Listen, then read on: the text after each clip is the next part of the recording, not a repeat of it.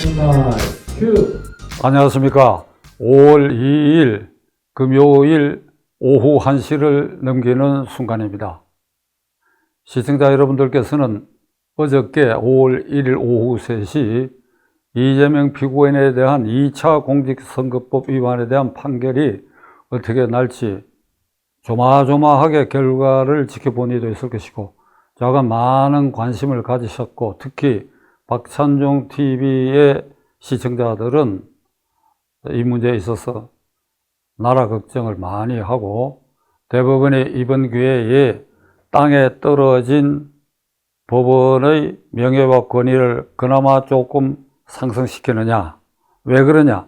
1차 공직선거법 위반이 1심에서 무죄되고 2심에서 유죄된 걸 그 이름이 잘 알려진 권순일 대법관이 주심이 돼가지고 이를 깨고 무죄 취지로 고등법원에 환송해서 결국 고등법원에서 무죄를 확정하여 이재명을 살려놨는데, 정치 생명을 살려놨는데, 이번 이 2차 공직선거법 위반 사건도 전례에 따라서 또 고등법원 판결을 그대로 유지하면 상고기각이 될 것이다.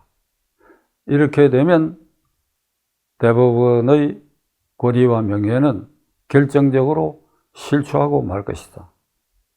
그래서 이번에도 이재명을 살려냄으로써 그가 관련된 모든 사건의 1심 판결, 2심 판결, 구속영장 기각에 이어 또 한 번의 대마불사라고 하는, 글쎄 이걸 표시, 훈장을 이재명에게 달려줄 것인가 하는 데 대해서 많은 우려를 했습니다. 저는 이건 마땅히 파기된다. 상고기각은 그건 어림도 없는 짓이다. 파기가 마땅하다. 그러면 더 이상 조사할 게 없다. 1심이 2년 2개월 걸렸습니다. 모든 증거, 수십 명의 증인이 이재명의 지연 작전에도 불구하고 다 조사가 됐어요. 고등법원에 와서도 감정 증인이 각각 한 사람씩 이렇게 증언했을 뿐이니까 조사는 다 됐어요. 그럼 그 기초 사실을 다 두고 이게 잘못됐다고 파기를 한다 그러면 굳이 고등법원에 보낼 이유가 없다. 대법원이 스스로 판결, 자판해라. 자판의 사례는 극히 적지만은 이것은 국가의 비상시국에 지음해서 이건 파기 자판하는 것이 옳다. 이럴 때 파기 환송으로 결론이 났습니다. 저는 4월 7일 이 방송을 통해서 그 이후부터 다른 방송에 출연해서도 4월 30일까지 이 이재명 피고인에 대한 2차 공직선거법 위반은 대법원이 판결할 수 있다. 이건 절대 졸속이 아니고 시간적으로도 충분히 가능하다는 것을 누누이 여러분들에게 말씀드렸습니다. 그 제 예측대로 4월 30일이 아닌 하루 지난 5월 1일 판결한 그것은 저는 이 사건에 관한, 그리고 대통령 선거가 곧 시작되는 이런 와중에 이것은 대단히 적절한 날짜의 지정이었다. 저는 이렇게 일단 생각하고, 약간은 이번 기회에 파기환송 판결을 함으로써 이재명에 관하여 대마불사라는 훈장이죠, 훈장. 훈장은 안겨주지 않았다. 하집에서 퍽 다양하게 생각하고, 조희대 대법원장과 대법관 여러분들이, 물론 그 중에 2명의 대법관은 고등법원 판결을 지지했다고 알려져 있지만, 어떻든 대법관 여러분들이 굉장한 고심을 했으라고 생각하는 것에 대해서 제가 깊이 주목하고자 합니다. 고등법원 판결이 잘못됐다고 이걸 깼다, 파기했다, 그래서 다시 재판하라고 넘기면 그러면 고등법원은 어떻게 되느냐 하고 묻는 이들이 많습니다. 당연히 유죄 판결을 해야 됩니다. 유죄 취지로 내려보냈으니까 이건 일종의 대법원의 판례로 기속, 그러니까 요게 묶인다는 뜻이지. 대법원의 판례에 묶인다는, 그게 기속당하기 때문에 유죄 판결을 해야 됩니다. 그럼 형량은 어찌 되느냐? 고등법원이 황당무계한 무죄 판결을 했기 때문에 이걸 완전히 깬 이상 1심에서 징역 1년에 2년유의 집행유예를 선고한 그 형량의 기준을 그대로 파기환송심에서 그대로 적용해야 된다. 거기에서 높고 낮은 것에 큰 진폭이 있어서는 안 된다. 그러니까 결국 고등법원 판결도 이재명의 공직선거에 있어서 비선거권을 박탈하는 형이 날 수밖에 없다. 그러니까 이런 점에 비추어 봐서 사실은 정치적 의미에서 어제는 이재명 대표가 대통령 후보할 자격이 정치적 의미에서 박탈된 겁니다. 그러면 어찌해야 되느냐? 등록하지 말아야죠. 대통령으로 등록하지 말아야죠. 유권자들에게 이게 고등법원에서도 유죄 판결이 날 수밖에 없는 이런 불안정한 상태에 있고 다른 여러 가지 8개 사건으로 재판을 받고 있는 이런 정과 사범의 이런 피고인에 대해서 이게 대법원에서 비선거권이 없다라고 하는 사실은 유죄 판결을 내렸는데 어떻게 후보 등록을 할 수 있느냐? 이재명 본인과 민주당이 양식과 양심이 있고 민주주의의 근간이 법치주의라고 하는 것을 인식한다고 한다면 적어도 후보를 지금은 교체해야 하는 것이 저는 저희 정치 도의상으로 옳다고 봅니다. 법률이라는 게 여러분, 시청자 여러분, 법률이라는 게 어느 범위 안에서 규제하고 처벌하느냐. 예를 들면 인간이 지켜야 할 도덕률이라는 게 있습니다. 사람이 사람답게 지켜야 할 여러 조항이 한 이만큼 100가지가 있다고 한다면 법률은 이 전부를 위반했을 때 처벌하는 것이 아니라 그 중에 지극히 일부인 10 내지 20% 정도의 도덕률을 위반했을 때 요건 죄가 되고 요건 규제를 한다. 그러니까 법률은 최소한의 도덕률이라고 하는 말이 거기서 생산된 것이. 그러니까 이런 것에 비춰가더라도 이재명은 이번에 대통령 선거에 나서지 말아야 된다. 국가의 혼란을 위해서도 그렇다. 이것이 오늘 현재 이 시간에 저희 소신이기도 합니다. 어제 대법원의 판결이 난 직후에 이재명 대표와 전 대표죠. 이재명 민주당 대통령 후보와 그 강경파들 그리고 민주당의 행보에 대해서 잠깐 살펴보기로 하겠습니다. 이재명 후보는 이 뉴스를 듣자 경기도 어느 지역을 방문하고 있었는데 기자들 질문에 대해서 이렇게 답변했습니다. 저의 생각과는 완전히 다른 생각이다. 결국은 국민이 이를 판단할 수밖에 없다. 이렇게 말했습니다. 본인으로서는 그런 정도 말할 수 있다고 보아야 하지만은 이재명 피고인의 말이니까 이걸 되새겨 봐야 할 것이 헌법재판소의 윤석열 대통령의 탄핵 심리가 계속 중에 광화문 헌법재판소 인근에서 대규모 군중 집회가 있고 탄핵 반대 시위가 열기를 더해갈 때 이재명 당시 대표는 이렇게 말했습니다. 이래봐야 소용없다. 헌법재판소 판결은 누가 하느냐? 헌법재판소 재판관들이 하는 것이다. 헌법재판소 재판관들이 판결하는 것이 밖에서 떠들고 압력을 가해봐야 무슨 소용이 있느냐? 이렇게 말했어요. 근데 어제는 대법원에서 자기에게 불리한 판결이 나니까 내 생각하고 다르다. 결국 이 판결은 믿지 못하거나 이게 엉터리라는 소리죠. 그러니까 국민의 판단에 맡긴다. 그러니까 이 사람은 필요에 따라서 국민을 여기에 갖다 붙이기도 하고 저기에 갖다 붙이기도 합니다. 이 얘기가 난 김에 좀 민망하지만은 이재명 대표 제가 조금은 아는 사람이에요. 제 큰 자식하고도 생년이 나이가 같아.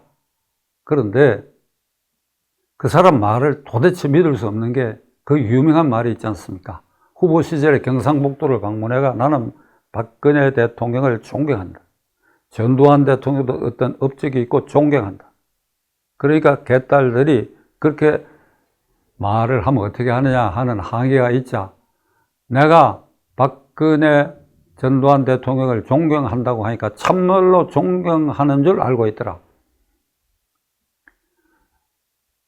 그래서 이런 표현이 어떨지 모르겠습니다만 야비하기 짝이 없어요. 사람이 때로 거짓말을 할 수 있어요. 어떤 심리학자의 통계에 의하면 사람이 하루에도 여러 번 거짓말을 한다는 거 아닙니까? 큰 거짓말, 작은 거짓말, 아내와 자식들에게, 친구 간에, 동지들 간에도 만나는 장소 누굴 만나느냐 했을 때 시침이 뚝딱 안 만났다 그러고 몇 시에 만나냐 하는 것도 모르겠다 그러고 그런다는 겁니다. 그러나 정치인의 공개적인 국민을 향한 발언이 이렇게 해서 이렇게 신뢰를 잃은 사람, 이 사람의 말을 우리가 어떻게 해야 되느냐.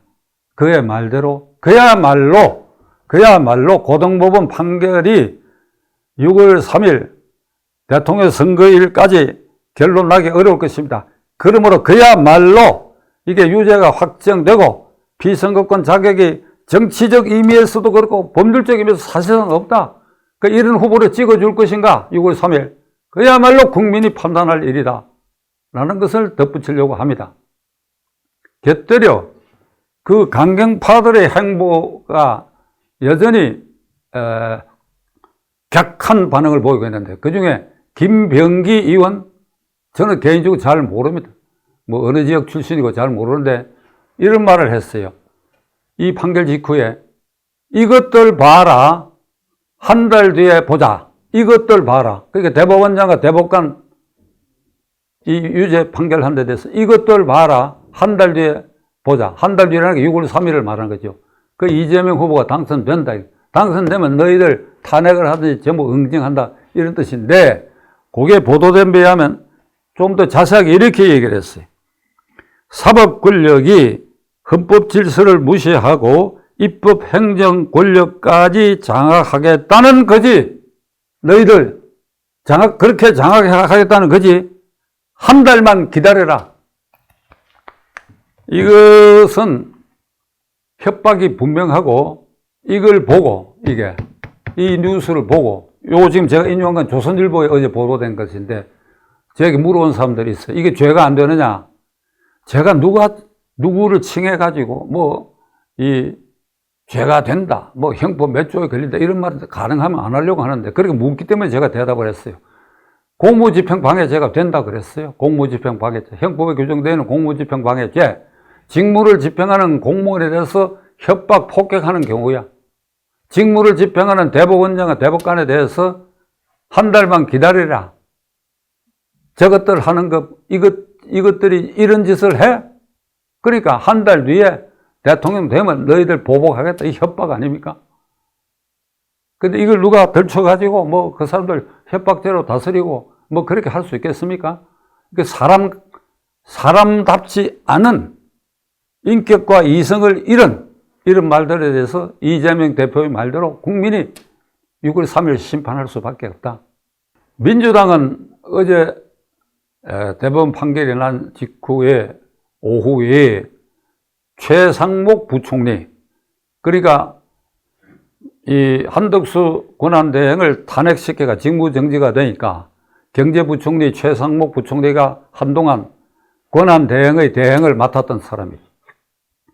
한덕수 총리가 복귀하자 부총리로 다시 복귀하게 됐는데, 그 최상목 다시 권한대행이 돼서 몇 시간 되지도 않는 그 사이에 국회에 최상목 대행의 대행에 대한 탄핵안을 발의해가지고 법사위를 통과해요.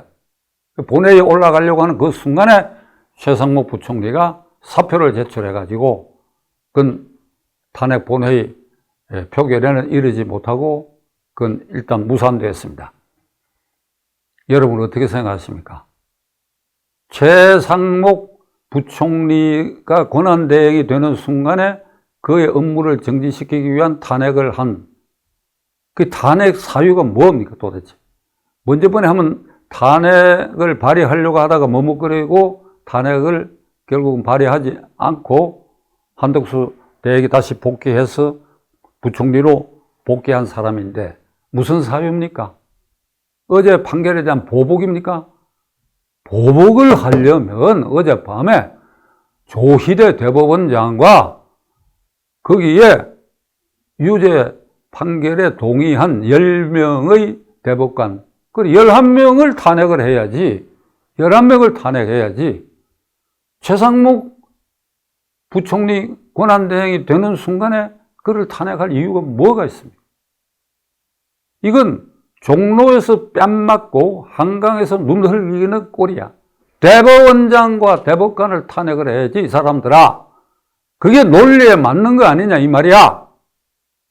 그리고 또 하나는 최상목 부총리가 지난 주말부터 이번 주 초에 미국에 가서 관세 협정에 대해서 그런 대로 한미 관계의 얼개를 어느 정도 정리를 하고 돌아왔다.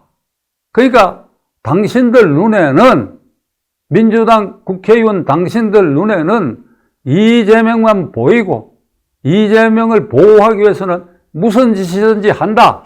이 선거운동 기간에 경제부총리 자리까지 공석으로 만들고 날려버리고 한미관계가 아주 긴장되고 복잡한 이런 때 그나마 협상에 응했던 이 부총리까지 이 기간 동안에 날려버리고 당신들 눈과 머리에는 국가와 경제와 안보와 외교는 없느냐? 책상을 한번 쾅 치고 싶은데 제가 이 책상을 너무 자주 친다는 충고를 받고 안 치겠습니다만, 당신들 국회의원들이야? 국가 이익을 수호하고 그리고 양심에 따라 직무를 행하는 건, 그 국회의원의 직무 46조가 있는데 이런 수준밖에 되지 않느냐 이 말이야. 민주당으로서는 또 예고된 게 있습니다. 형사소송법을 개정을 해가지고 대통령에 당선된 사람, 그러니까 대통령에 취임한 사람은 그 취임 이전에 재판받고 있는 일체의 형사소송 절차를 재임 기간에는 일단 중단한다라고 하는 형사소송법 개정을 내겠다고 하는 것이 예고되고 있어요. 한마디로 위헌 법률이야. 위헌 법률이야. 대통령으로 재임하고 있는 동안에 내란 외환죄를 범했을 때 외에는 기왕에 대통령 되기 전부터 있었던 재판을 이게 진행을 중단하지 않는다 하는 헌법에 명백한 규정이 있으니까 이것도 위헌 규정이야. 또 하나 이들이 기도할 수 있는 것은 공직선거법상 허위사실 공표죄 조항을 아예 삭제해버리는 겁니다. 삭제해가지고 이재명 후보가 대통령이 당선돼가 삭제하는 법안을 통과시키고 이걸 대통령이 그냥 공포를 하게 되면 어찌 되느냐. 고등법원에 이 환송심이 진행되는 동안에 그러한 법 개정이 있으면 공소기각을 해야 돼. 그냥 백지로 돌아가는 거예요. 아주 손쉬운 방법이에요.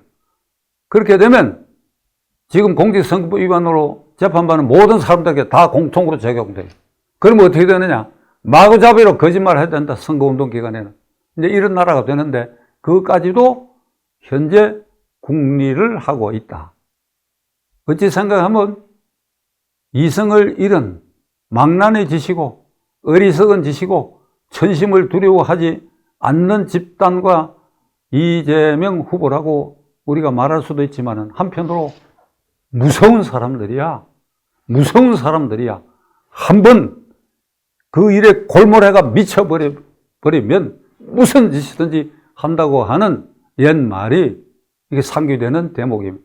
이 무서운 사람들이야. 국익도 없고 나라의 외교 안보도 없고 경제도 없고 한미관계도 없고 모든 거 다 날리더라도 이재명 대통령 되는 길밖에 없다. 그리고 대통령 되고 모든 재판에서 해방돼야 되겠다. 결론을 내리겠습니다. 5월 1일 어제 오후 3시 이후에 대법원의 이재명 피고인에 대한 2차 공직선거법 위반이 유죄로 사실상 확정됐습니다. 그 뒤에 벌어지고 있는 이런 이재명 후보와 민주당의 이런 행태에 대해서는 결국은 이재명 후보의 말대로 국민이 이 전체를 투표로 심판할 수밖에 없습니다. 국민이 심판할 수밖에 없습니다.